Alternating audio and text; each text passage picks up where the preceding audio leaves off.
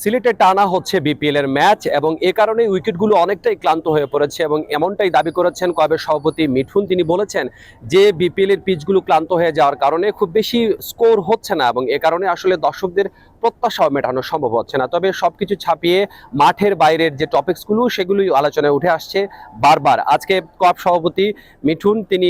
ঢাকা ক্যাপিটালসের অধিনায়ক, তিনি সংবাদ সম্মেলন করেছেন এবং তামিম ইকবালের পক্ষে তিনি স্পষ্ট ভাষায় তার অবস্থান জানিয়ে দিয়েছেন এবং যে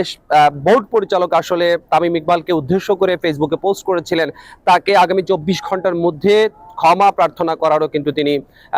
আবেদন জানিয়েছেন। এবং এরই পাশাপাশি কিন্তু ঢাকা ক্যাপিটালসের যিনি সিও তিনিও কিন্তু অভিযোগ করেছেন যে বিপিএল কর্তৃপক্ষ আসলে বেশ বিমাতা সুলভ আচরণ করছে ঢাকার সাথে। বেশ কিছু ক্লোজ ম্যাচে ঢাকা কিন্তু হেরে গিয়েছিল এবং এরপরেই আসলে আকসু এবং বিপিএল এর যে তদন্তকারী দল আছে তারা কিন্তু ঢাকার উপরে বেশ কোপ দিয়েছে এবং ঢাকার যে ক্রিকেটার গুরবাজকে কিন্তু যেটা বলেছেন তিনি আসলে গুরবাজকে একদম ঘুম থেকে তুলে তাকে জিজ্ঞাসাবাদ করা হয়েছে এবং আরো বেশ কিছু অভিযোগ এসেছে যেটা তাদেরকে মরালি অনেকটাই পিছিয়ে দিয়েছে। বিশেষ করে